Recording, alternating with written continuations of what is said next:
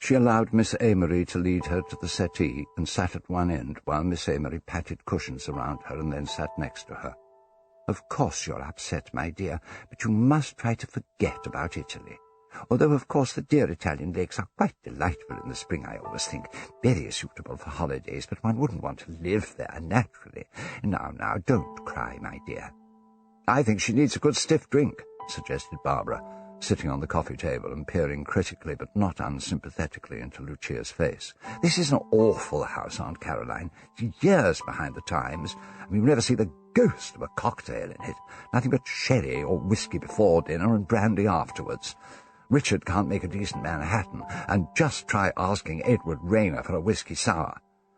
Now, what would really pull Lucia around in no time would be a Satan's whisker." Miss Amory turned a shocked countenance upon her niece.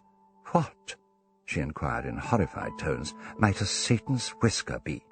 "Oh, it's quite simple to make, if you have the ingredients," replied Barbara. "It's merely equal parts of brandy and creme de menthe, but you mustn't forget a shake of red pepper. That's most important. It's absolutely super, and guaranteed to put some pep into you." "Barbara, you know I disapprove of these alcoholic stimulants," Miss Amory exclaimed with a shudder.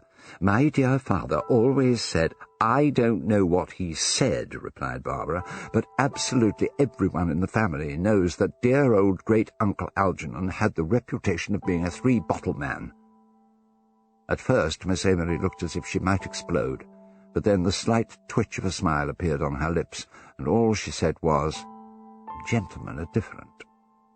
Barbara was having none of this. "They're not in the least different," she said. "Or at any rate, I can't imagine why they should be allowed to be different. They simply got away with it in those days." She produced from her handbag a small mirror, a powder puff, and lipstick. "Well, how do we look?" she asked herself. "Oh, my God!" And she began vigorously to apply lipstick. "Really, Barbara," said her aunt, "I do wish you wouldn't put quite so much of that red stuff on your lips. It's such a very bright colour." "I hope so," replied Barbara, still completing her makeup. "After all, it cost 7 and 6pence. 7 shillings and 6pence. What a disgraceful waste of money just for kiss-proof, Aunt Caroline." "I beg your pardon?" "The lipstick, it's called kiss-proof." Her aunt sniffed disapprovingly. "I know, of course," she said, "that one's lips are inclined to chap if one has been out in a high wind, and that a little grease is advisable. Lanolin, for instance, I always use." Barbara interrupted her. "My dear Aunt Caroline, take it from me, a girl simply can't have too much lipstick on. After all, she never knows how much of it she's going to lose in the taxi coming home." As she spoke, she replaced the mirror, powder puff, and lipstick in her handbag. Miss Amory looked puzzled. "What do you mean, in the taxi coming home?" she asked. "I don't understand." Barbara rose and, moving behind the settee, leaned over to Lucia. "Never mind, Lucia understands, don't you, my love?" she asked, giving Lucia's chin a little tickle. Lucia Amory looked around blankly. "I'm so sorry," she said to Barbara. "I haven't been listening. What did you say?" Focusing her attention on Lucia again, Caroline Amory returned to the subject of that young lady's health. "You know, my dear," she said, "I really am worried about you." She looked from Lucia to Barbara. "She ought to have something, Barbara. What have we got now? Sal volatile, of course, that would be the very thing.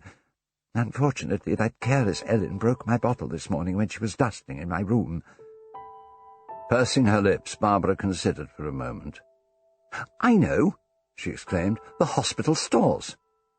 "Hospital stores? What do you mean? What hospital stores?" Miss Amory asked.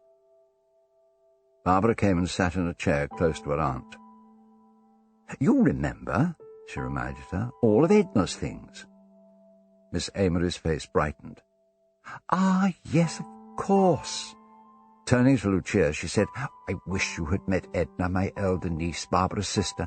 She went to India with her husband, it must have been about 3 months before you came here with Richard. Such a capable girl Edna was." "Most capable," Barbara confirmed. "She's just had twins. As there are no gooseberry bushes in India, I think she must have found them under a double mango tree."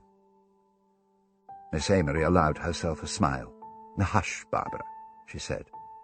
Then, turning back to Lucia, she continued, "As I was saying, dear, Edna trained as a dispenser during the war. She worked at our hospital here. We turned the town hall into a hospital, you know, during the war.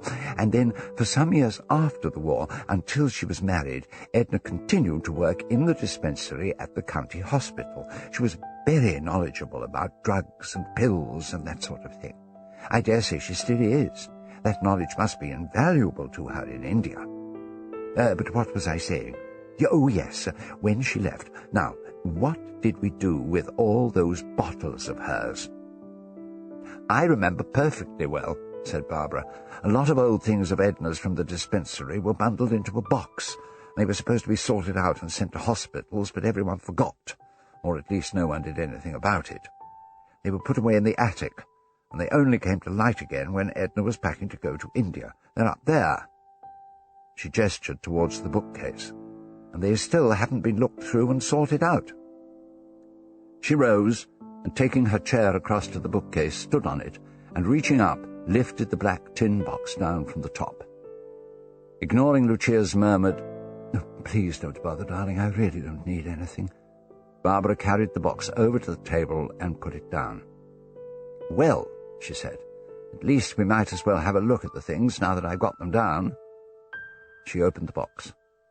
"Oh, dear, it's a motley collection," she said, taking out various bottles as she spoke. "Iodine, Friar's balsam, something called tinct card co, castor oil," she grimaced. "Ah, now we're coming to the hot stuff," she exclaimed, as she took out of the box some small brown tubes. "Atropine, morphine, strychnine," she read from the labels. "Now be careful, Aunt Caroline. If you arouse my furious temper, I'll poison your coffee with strychnine, and you'll die in the most awful agony." Barbara made a mock-menacing gesture at her aunt, who waved her away with a snort.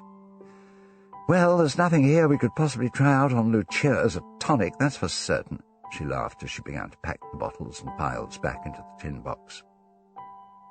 She was holding a tube of morphine aloft in her right hand as the door to the hall opened, and Treadwell ushered in Edward Rayner, Dr. Carelli, and Sir Claud Amory. Sir Claud's secretary, Edward Rayner, entered first, an unremarkable-looking young man in his late 20s. He moved across to Barbara and stood looking at the box. "Hello, Mr. Rayner. Interested in poisons?" she asked him as she continued to pack up the bottles. Dr. Carelli, too, approached the table. A very dark, swarthy individual of about 40, Carelli wore perfectly fitting evening clothes. His manner was suave, and when he spoke, it was with the slightest Italian accent. "What have we here, my dear Miss Amory?" he queried. Sir Claude paused at the door to speak to Treadwell. "You understand my instructions?" he asked, and was satisfied by the reply. "Perfectly, Sir Claude." Treadwell left the room, and Sir Claude moved across to his guest. "I hope you will excuse me, Dr. Carelli," he said, "if I go straight to my study. I have several important letters which must go off tonight. Rayner, will you come with me?" The secretary joined his employer, and they went into Sir Claude's study by the connecting door. As the door closed behind them, Barbara suddenly dropped the tube she had been holding.